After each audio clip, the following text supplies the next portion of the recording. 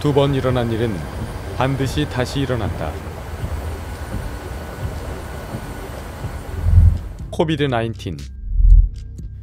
2020년 코비드-19의 영향으로 전 세계의 땅과 하늘이 얼어붙었다. 국경이 막히고 국제선도 뜨지 않았다. 해외에서 돌아와야 하는 인도인은 100만 명. 인도 정부는 해외 인도인의 귀국을 위해 대규모 항공편을 구성한다. 반데바라트 귀국 작전이다. 국적항공사 에어인디아와 에어인디아 익스프레스의 항공기 수십 대가 편성됐다. 에어인디아 익스프레스는 2010년 812편 사고를 겪었지만 코비드-19 전까진 꾸준히 성장했다. 등록번호 VT-AXH 737-800기도 이 작전에 동원됐다. 에어인디아 익스프레스의 전통에 따라 수직 미익에는 인도의 문화유산이 도장됐다. 오른쪽에는 뭄바이에 있는 게이트 오브 인디아, 왼쪽에는 델리에 있는 인디아 게이트가 도장됐다. 두바이에 갇혀있던 인도인들은 인도로 가는 문이 반가웠을 것이다. 에어인디아 익스프레스 1344편은 두바이에서 인도 남부 케랄라주의 유서 깊은 항구도시 코지코드 캘리컷 국제공항으로 비행할 계획이다. 캘리컷 공항. 캘리컷 국제공항은 망갈루루 공항에서 남쪽으로 230km 떨어져 있다. 가파른 언덕 위에 활주로가 반듯하게 깎여있는 공항을 테이블탑 공항이라고 부른다. 인도 남부의 공항은 이런 형태가 많다. 에어인디아 익스프레스 812편 사고가 났던 망갈루루 공항처럼 캘리컷 공항도 테이블탑 공항이다. 활주로를 벗어날 경우 추락 사고로 이어질 수 있다. 인도 남부는 몬순 기후다. 몬순은 강우를 동반한 계절풍을 말한다. 8월 초는 장마철이다. 농업 비중이 큰 인도에서는 이 기간에 내리는 비가 반갑다. 그러나 쏟아내리는 폭우를 반길 조종사는 없을 것이다. 안전을 위해 절차가 보강된다. 몬순 기후에 맞춰 몬순 절차가 생겼다. 에어인디아 익스프레스의 조종사는 몬순 기후를 대비 재교육을 받고 몬순 절차를 따른다. 몬순 기간 착륙 시도는 단 2번뿐이다. 2번 실패하면 연료가 충분해도 다른 공항으로 회항해야 한다. 안전을 위해 만들어진 규정이다. 조종사. 기장 디팍 바산트 사태 59세. 인도 공군 사관학교를 최우수 성적으로 졸업한 공군 조종사였다. 군 시절에는 미그 21기와 호커 시들리 HS-748기종으로 비행했다. 전역 후 에어인디아에서 737기종 면허를 받았지만 777기종 면허는 끝내 얻지 못했다. 착륙 시 플레어 조작이 문제였다. 스트레스를 받을 때 집중력이 떨어진다는 훈련 기록이 있다. 2013년 추가 훈련에서도 777기종 면허에 실패한 후 에어인디아에서 자회사 에어인디아 익스프레스로 지원에 옮겨왔다. 2017년부터는 737-800 기종 교관 조종사가 됐다. 몬순 절차에도 당연히 통달했다. 총 비행시간 1848시간. 지난 1년간 36번 코지코드 공항에 착륙했다. 코지코드 공항에 익숙하지만 조종사에겐 익숙한 것이 반드시 좋은 것만은 아니다. 너무 가까이 있으면 보이지 않는 것도 있다. 부드럽게 말하는 온화한 사람이었습니다. 대학 2편에서 진로 상담을 많이 받았습니다. 후배 조종사들이 존경하는 사람이었습니다. 항공사 동료 부기장 아킬레시 쿠마르 32세. 부기장은 2017년 11월 737-800 면장을 따고 다음 달 에어인디아 익스프레스에 입사했다. 부기장이 태어나기 7년 전인 1981년에 기장은 조종 장교로 임관했다. 인자하고 유머러스하지만 카리스마 있는 기장에게 맞서기는 힘들 것이다. 총 비행시간 1989시간. 객실 승무원 4명, 승객 184명. 이 중 10명은 유아다. IX-1344편은 만석이다. 2020년 8월 7일 오전 두바이로 떠나기 직전 기장의 다음날 비행 일정이 추가된다. 항공사가 정부 요청을 받아 귀국 항공편을 추가 편성했다. 다음날 오전 10시다. 사태 기장의 일정이 아슬아슬하게 비었기에 급히 배정된 것이다. 예정 시간대로 착착 맞아떨어지면 다음날 오전 10시 비행도 할 수 있겠지만 행여나 지연이 되면 승무원 휴식시간 규정이 어긋나 비행할 수 없다. 이 또한 항공 안전을 위한 규정이지만 규정을 지키려면 운이 따라야 한다. 두바이 터미널에서 30분 지연이 생겼다. 코지코드로 돌아오는 항로에서 만회하려 애쓴다. 하강. 하강 전 부기장이 공항 날씨를 묻는다. 캘리컷의 관제사는 사용 활주로가 10번에서 28번으로 바뀌었다고 알린다. 풍향은 270도, 풍속 14노트, 시계 1500m, 중간 정도로 천둥번개가 치며 비가 내린다. 몬순 기후의 흔한 날씨다. 기장은 하강 브리핑을 한다. 28번 활주로는 젖어있고 가시거리가 1500m라고. 착륙하려면 1300m가 필요해.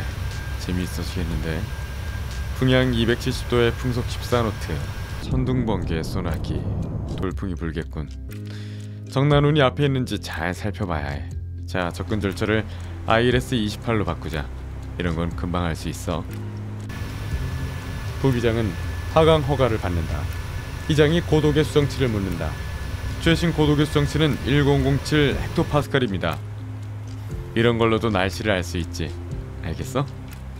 고도계 수정치가 내려가고 있다는 건 대류가 늘고 있다는 거야. 공항 날씨가 나빠진다. 행여 복행할 경우를 대비해야 한다. 날씨 때문에 복행할지도 몰라. 그럴 때 경로대로 날면 돼. 알겠지? 알겠습니다. 최종 접근 지점을 보자. 경사각이 3.2도면 깊은 편이니까 플랩 30으로 하고, 접근 속도는 145노트가 될 거야. 분당 하강 속도는 800피트 정도. 최저 고도가 576피트. 가시거리가 1500m인데 우리는 1300m는 필요해. 얼마나 홀딩할 수 있을까? 회항할 연료는 3.8톤. 코친 공항까진 갈 수 있겠는데? 코친 날씨는 어때? 코친에는 고도 2500피트에 비가 내립니다. 회항할 공항도 몬순 기후다. 캘리컷 공항 관제탑에서 날씨를 알려준다. 가시거리 1500m, 천둥번개와 소나기. 기준치를 살짝 넘으니까 착륙할 거야. 알겠지? 활주로는 젖어있고 난기류가 있을 거야. 모두 대비해야 해. 코친 공항까진 연료 2.5톤이면 갈 수 있어. 홀딩 연료는 1.3톤에서 1.4톤. 30분 홀딩할 분량이야. 시계가 나빠도 한동안 충분히 버텨. 코친 날씨도 2000이 제한치야. 2500입니다. 그래. 우리가 거기 도착할 무렵에 날씨가 나아질지 모르잖아. 낙관적으로 보자. 28번 활주로 접지 후에 오토 브레이크는 3, 플랩 30. 접근 중에 윈드 시어를 만나면 실속할 수 있으니까 회복을 하고 첫 구역에서 복행 브리핑하자. 기장도 몬순의 변화무쌍한 날씨 속에서 오랫동안 경력을 쌓아온 사람이다. 질문 없어? 없습니다. 정말 없어? 없습니다. 부기장도 함께 폭풍을 뚫고 갈 베테랑 기장을 단단히 신뢰하고 있다. 아주 아슬아슬한 틈으로 착륙하는 거야. 좋아. 괜찮아. 접근 중단할 경우 직진을 해서 우선회에서 기상이 나아질 때까지 홀딩할 거라고 알려줘. 부기장은 홀딩 계획을 관저탑에 알리고 승인받는다. 난기류가 심하니까 플랩을 살짝 늦게 내릴게. 그게 더 낫거든. 와, 여기 날씨 봐라. 여기 장난이 아니야. 확인. 부기장이 짧게 답한다. 누구라도 긴장할 만한 날씨다. 와이퍼. 기장은 와이퍼 상태를 걱정한다. 이전에 말썽을 부렸던 적이 있지만 정비 일지에 남은 기록은 없다. 이거 작동하는지 잘 봐야 해. 제대로 작동하는지. 네. 최대로 넣는 거 기억하지? 최대로. 그래, 최대로. 최고 속도로 해. 알겠습니다. 부기장에게 제대로 작동하는지 지켜보라고 당부한다. 로컬라이저를 잡고 글라이드 슬롭에 따라 하강 경로대로 무난히 하강한다. 여기서부터 문제 지역이야. 알겠습니다. 자, 들어갑시다.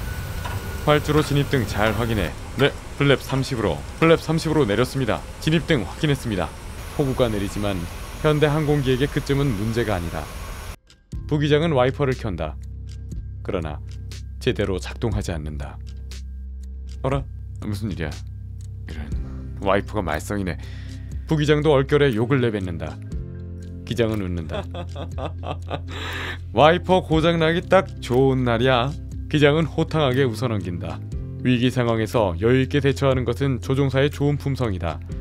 낙천적인 태도는 좋지만 이 시점에서 기장은 몬순 절차를 어겼다. 몬순 절차에서는 와이퍼가 고장나면 다른 공항으로 바로 회항해야 한다. 착륙 점검 절차 계속해. 기장은 회항할 생각이 전혀 없다. 착륙 점검 절차가 진행된다. 활주로는 어디에 있을까? 와이퍼가 아니더라도 구름으로 덮여있다. 조종사들은 눈에 불을 켜고 활주로를 찾는다. 모든 등화를 켜. 등을 다 켜. 속도 확인하십시오. 그래. 확인. 속도 확인하십시오. 밖을 잘 봐. EGPWS가 최소 고도를 알린다. 활주로는 보이지 않는다. 복행하자. 기장은 복행 선언을 한다. 관제탑 익스프레스 인디아 1344편 복행합니다. 재도전. 아직 한 번의 기회가 남아있다. 그러나 관제탑의 사정도 만만치 않다. 10번 활주로로 이륙하러 나오는 항공기가 있다. 28번 활주로에 다시 접근하면 10번에서 이륙하려는 비행기와 마주치게 된다. 관제사는 10번 활주로로 착륙해도 되는지 1344편에 묻는다. 풍향 250도의 풍속 8노트 10번 활주로로 접근하실 수 있습니까? 기장이 나서서 관제사에게 묻는다. 10번 활주로 가시거리가 어떻게 됩니까? 두 활주로 모두 가시거리 2000m입니다. 가벼운 비가 내립니다. 활주로 상황은 비슷하다. 지표면 바람 정보 부탁합니다. 지표면은 풍향 260도에 5노트입니다. 뒷바람이다. 뒷바람이지만 불과 5노트다. 배는 순풍에 돛을 펴고 나아가지만 비행기는 순풍을 받으면 양력이 떨어진다. 착륙을 위해 더 높은 속도와 더 긴 거리가 필요하다. 그래도 5노트라면 감수할 수 있다. 익스프레스 인디아 1344 10번 활주로로 접근할 수 있습니까? 10번 활주로 기상정보를 계속 알려주신다면 해보겠습니다. 시계는 똑같이 2000m. 나아지면 바로 알려드리겠습니다. 풍향 260에 풍속 5노트입니다. 기장은 10번 활주로에 착륙하기로 한다. 조종사는 캘리컷 공항에 익숙하지만 모르는 것이 있다. 활주로에 설치된 원격 풍속계가 30분마다 변경된 정보를 보낸다. 국제 민간항공기구 규정에 따르면 활주로 표면을 측정하는 풍속계의 높이는 10m여야 한다. 10번 활주로에 설치된 풍속계는 활주로보다 2.5m 아래에 설치되어 활주로 위 3.5m 높이의 풍속을 측정하고 있다. 왜 그런 곳에 있을까? 나중에 풍향계를 본 조사관들도 어리둥절하다. 이게 왜 여기 있을까? 지금 10번 활주로에 부는 바람은 5노트가 아니라 최소 15노트다. 관제사는 이 차이를 알았을까? 관제탑에는 1년 전 자격을 획득한 29세의 관제사가 관제를 하고 있다. 케랄라주 기상국은 천둥번개와 17노트 풍향을 알리는 기상경보를 발령한다. 그러나 관제사에게 통보해야 할 담당자가 마침 자리를 비웠다. 고도 3300피트에서는 순간 돌풍이 38노트까지 불어온다. 다른 항공기가 이륙했다. 1344편 284 레디올로 공항으로 접근하십시오. 우선회에서 진입하겠습니다. 공항으로 다시 접근한다. 플랩 40으로 가야 할까? 먹혔으면 좋겠는데 플랩 40으로 할까요? 아니야. 뒷바람을 타는 거니까 다시 생각해야겠어. 뒷바람이 있으면 플랩 1로. 접근 중단 시에는 좌선에 한다. 그쪽에 정난운이 많으면 우선에 한다. 관제탑에서 접근 허가를 알린다. 10번 활주로 로컬라이저를 잡은 후 보고하십시오. 로컬라이저 신호를 잡았다. 저긴 정난운이 많은데 이쪽은 괜찮길 바라야지. 승무원에게 착륙을 알리겠습니다. 그래. 객실 승무원 착륙 위치로. 이제 착륙 준비를 해야 한다. 오토 브레이크는 3으로 했습니다. 좋아. 여길 지나고 있지? 네. 글라이드 슬롭 신호도 잡았다. 캘리컷 관제탑 IX1344 10번 활주로 로컬라이저 신호 잡았습니다. 이번에는 와이퍼가 제대로 작동할까? 내가 말하면 바로 작동시켜. 제대로 돌아갔으면 좋겠는데. 확인. 그래, 확인. 기장은 와이퍼 작동을 다시 명한다. 부기장이 와이퍼를 작동시킨다. 작동시켜. 이게 단가? 속도가 이렇게만 나오나? 그렇습니다. 알았어. 최고 속으로 작동시켰지만 기장 쪽 와이퍼는 저속으로 움직인다. 창을 때리는 빗물을 지우기에는 무리다. 그럼에도 계속 진행한다. 글라이드 슬롭 신호를 잡고 하강 경로로 진입하자 심상치 않은 바람이 불어온다. 캘리컵 관제탑 1344편 10번 활주로 IS 경로에 있습니다. 활주로에는 가벼운 비가 내리고 있습니다. 활주로는 젖어 있습니다. 풍향 250도에 풍속 8노트. 10번 활주로에 착륙 허가합니다. 10번 활주로에 착륙 허가 받았습니다. 시계는 어떻게 됩니까? 시계는 2000m. 가벼운 비가 내립니다. 착륙 허가를 받았다. 플랩은 30도로 가야겠어. 플랩 30으로 바꿔. 확인. 난기류가 엄청나네. 22노트 순풍과 13노트의 횡풍. 기체는 오른쪽으로 급강하한다. 조종사들은 폭풍 속에서 악전 고투를 한다. 활주로가 보이지 않으면 복행해야 한다. 비 내리지 않는 공항으로 회항해야 하고 다음날 비행 일정도 엉망이 된다. 그때 활주로를 찾았다. 좋아. 활주로가 보인다. 활주로 확인. EGPWS가 최저 고도를 알린다. 비주얼. 지금까지 시계를 계속 확인한 것은 활주로 확인 때문이었다. 이제 착륙할 수 있다. 폭우 사이로 활주로 조명이 번져 보인다. 이럴 때 착시가 생긴다. 보이는 것이 실제보다 가까이 보이는 블랙홀 효과다. 착시로 인해 실제 고도보다 높아 보인다. 하강률 확인하십시오. 확인. 부기장은 하강 속도가 빠르다고 경고한다. 하강 속도 분당 1500피트. 기장님, 하강률 확인하십시오. 알았어. 수정 중. 부기장이 다시 하강 속도를 경고한다. EGPWS가 하강 경로 이탈 경보음을 울린다. 엔진 추적을 올려 다시 상승한다. 이번에는 고도가 너무 올라갔다. 불안정하다. 그러나 기장은 활주로에 집중하고 있다. 100. 활주로 시단에서의 고도 28m, 지상속도 169노트. 이라면 착륙거리가 길어진다. 50. 기장은 착륙 직전 플레어 조작을 한다. 30. 기술을 올려 메인 기어를 접지시키는 동작이다. 20. 하강률 보정을 위해 엔진 추적을 올려두었다. 플레어 동작으로 기술을 들자 기체는 다시 붕 떠오른다. 활주로 끝이 눈에 보인다. 기장님, 확인하세요. 10. EGPWS가 고도 10피트를 알린다. 기장은 추적을 줄이고 기술을 낮춘다. 복행합시다. 부기장은 복행을 선언한다. 다음 순간 기어가 땅에 닿는다. 기장은 복행할 생각이 없다. 이 착륙을 위해 이미 규정을 너무 많이 어겼다. 조금 더 모험하기로 한다. 다시 복행. 메인 기어가 땅에 닿았을 때 남은 거리는 1400m. 역추진을 하며 브레이크를 잡는다. 그러나 어림도 없다는 걸 기장이 깨닫는다. 지금이라도 복행해야 한다고 생각을 바꾼다. 기장은 역추진을 해제하고 브레이크를 푼다. 비일어나다. 이미 늦었다. 다시 브레이크를 걸고 다시금 역추진을 한다. 진짜 안돼. 기체는 활주로를 벗어나 ILS 안테나를 들이받는다. 활주로에서 떨어질 때도 속도는 시속 92km. 조종사들은 비명과 함께 테이블 위에서 떨어진다. 기수는 담에 부딪히며 찌그러진다. 두 조종사는 즉사했다. 앞쪽 갤리의 승무원들은 부상을 입어 꼼짝할 수 없다. 후미의 승무원 2명이 승객들을 탈출시킨다. 빈 활주로를 보며 황당했던 공항 소방대도 긴급히 내려온다. 현장은 혼란스럽다. 단 하나의 행운은 도로가 가까이 있다는 것이다. 다친 승객들은 택시를 잡아 타고 이송된다. 도로는 이내 교통체증으로 막힌다. 현장에서 18명이 사망하고 3명이 병원에서 사망했다. 생존자 169명. 생존자 중 76명이 중상을 입었다. 복귀. 조사관들은 시뮬레이션 결과 최초의 제동 시도를 계속 이어갔어도 활주로를 벗어났을 것이라고 판단했다.